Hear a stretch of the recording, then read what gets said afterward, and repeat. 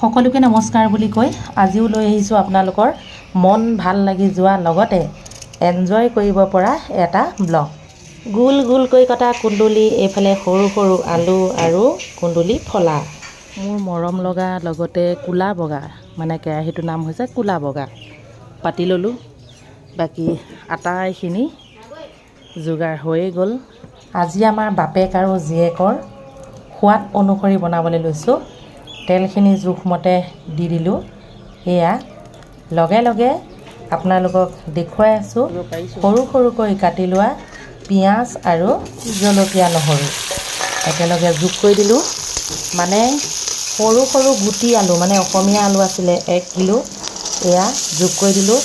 আৰু বাপেকে ভাল পায় কুন্দুলি এনেধৰণে ফালি ফালি ভাজিলে, জীয়েকে আকৌ ভাল পায় গোল গোলকৈ কাটিলে। মই ভাবিলোঁ একেলগে আটাইখিনি ভাজোঁ আৰু বাতিত যেতিয়া মই সিহঁতক ভাগ কৰি দিম, ভাগ ভাগকৈ উলিয়াই দিম। মানে মই কোৱামতেই ভবামতেই কামটো কৰি আছোঁ। সোৱাদ অনুসৰি নিমখ আৰু হালধি যোগ কৰি দিলোঁ। বাকী আপোনালোকে চাই থাকক।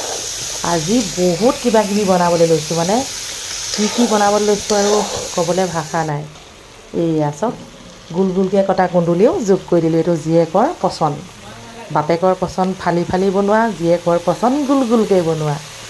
সেয়েহে গোটেইকেইটা অনুৰোধ ৰক্ষা কৰি এনেধৰণে আলুৰ লগতে ভাজি দিছোঁ। এই সৰু সৰু আলু ভাজিটো বৰ ভাল লাগে, নহয়নে বাৰু? পিঁয়াজ অলপ দি জলকীয়া অলপ দি ভাজিলেই হ'ল। ইয়াত কোনো মছলা ব্যৱহাৰ কৰিব প্ৰয়োজনেই নাই।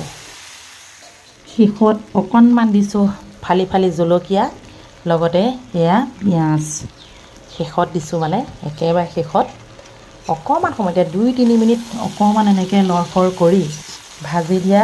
লগতে দালি আৰু গৰম গৰম ভাত এনেকুৱা ভাজি অকণমান কাষতে দি দিব লাগে। মানে আগদাঁত চেলাই গুৰিদাঁত পেলাই খাই থাকিব পৰা যাব, নহয়নে? যিখিনি ফালি ফালি দিছিলোঁ কুন্দুলি, এয়া বাছি দিলোঁ মানুহজনৰ বাবে, বাকী 4জনৰ বাবে ৰেডি কৰি দিছোঁ, ল'ৰা ছোৱালী। এই বুদ্ধিটো আপোনালোকৰ কেনেকুৱা লাগিলে বাৰু? মই কিন্তু এইটো বুদ্ধি কৰিয়ে সকলোৱে অনুৰোধ ৰক্ষা কৰিলোঁ। এতিয়া আকৌ কি ভাজিবলৈ লৈছোঁ জানেনে? ভেন্দি। আজি মানে কোমোৰা মিঠাই বনাম, সেয়েহে কোমোৰা কাটিবলৈ দিছোঁ। এইফালে বড়ো দাই আৰু আমাৰ নানা গাড়ীকৈ কাটি আছে, আৰু কোমোৰা ঢেৰ আছে এইফালে পৰি আছে। বাকী আপোনালোকে চাব কোমোৰা মিঠাই কেনেধৰণে বনাম।